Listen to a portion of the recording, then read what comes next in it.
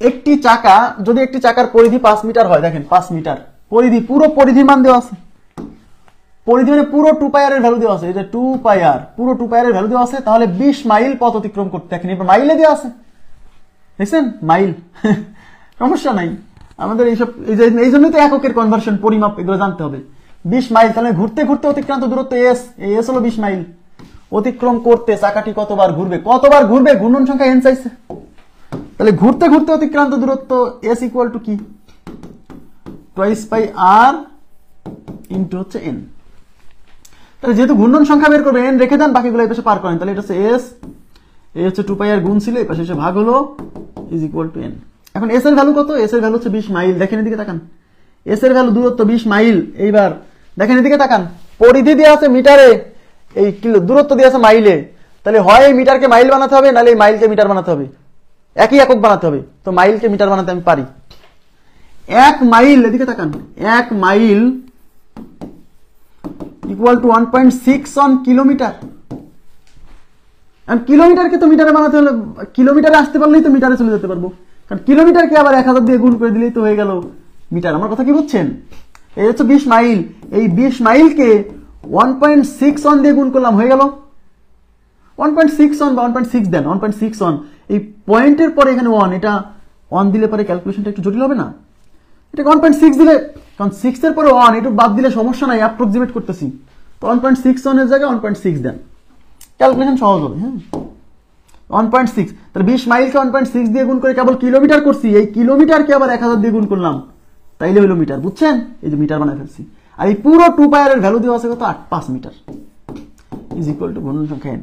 এই পয়েন্ট তুলে দিব, পয়েন্টের জন্য 1, পয়েন্টের পরে 1 ঘরে একটা শূন্য, এই শূন্য দিয়ে এটা কাটা, এই 5 দিয়ে এটা যাবে 4 বার।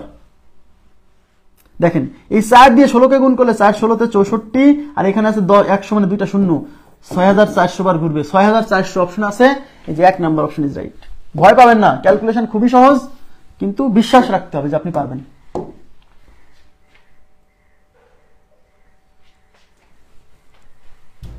এখন 1.6 অন ধরলে কি অঙ্ক হতো না? হতো, হতো। তখন 6400 জায়গা 6441 আসতো, 410 আসতো, কাছাকাছি উত্তর মারতে হতো, বুঝছেন? কোনো সমস্যা নাই, মানে অঙ্কটা ওরা 1.6 ধরে ক্যালকুলেট করছে। আরে 1.6 অন আর 1.6 একই তো, কাছাকাছি তো। নেক্সট, একটি গাড়ির চাকা 250 বার ঘুরলে, দেখেন 250 বার ঘুরলে, তাহলে 250 বার ঘুরলে তাহলে ঘূর্ণন সংখ্যা n, 1 কিলোমিটার পথ অতিক্রম করে, তাহলে ঘুরতে ঘুরতে অতিক্রান্ত দূরত্ব এবার 1 কিলোমিটার। Okay fine. বলছে চাকার পরিধি কত, চাকার পরিধি চাইছে, পরিধি মানে কি, পরিধি মানে টুয়াইস পাই আর, তাহলে পুরো পরিধি চাইছে মানে পুরো 2 পাই আর এর ভ্যালু বের করতে হবে। পরিধি মানে 2 পাই আর, তার মানে সম্পূর্ণ 2 পাই আর এর ভ্যালু বের করতে হবে। হ্যাঁ, ওকে। তাহলে ঘুরতে ঘুরতে অতিক্রান্ত দূরত্ব এস ইকুয়াল টু কি, টুয়াইস পাই আর ইনটু হচ্ছে n। যেহেতু আমাকে পরিধি বের করতে হবে, মানে পুরো 2 পাই আর এর ভ্যালু বের করতে হবে, তাহলে 2 পাই আর অংশটা রেখে দেন, আর এই n এই পাশে পার করেন, যা বের করবেন তা এক পাশে রাখবেন, বাকিগুলো আর এক পাশে নিয়ে যাবেন, ঠিক আছে? তো এটা হচ্ছে s, n এই পাশে গুণ আছে, এই পাশে এসে ভাগ হলো, আর এই পাশে থেকে গেল টুয়াইস পাই আর।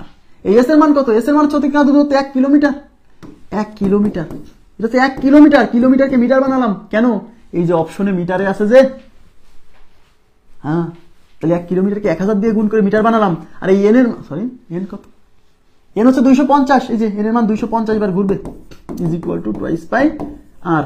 এই শূন্য শূন্য ক্যান্সেল, এই 25 দিয়ে 100 এর মধ্যে 4 বার, 4 25 100, তাহলে এই পাশে 4, এই পাশে টুয়াইস পাই আর, আর এই টুয়াইস পাই আর মানেই পরিধি, তাহলে পরিধির মান 4, উত্তর হচ্ছে 4 metre, B number option is right.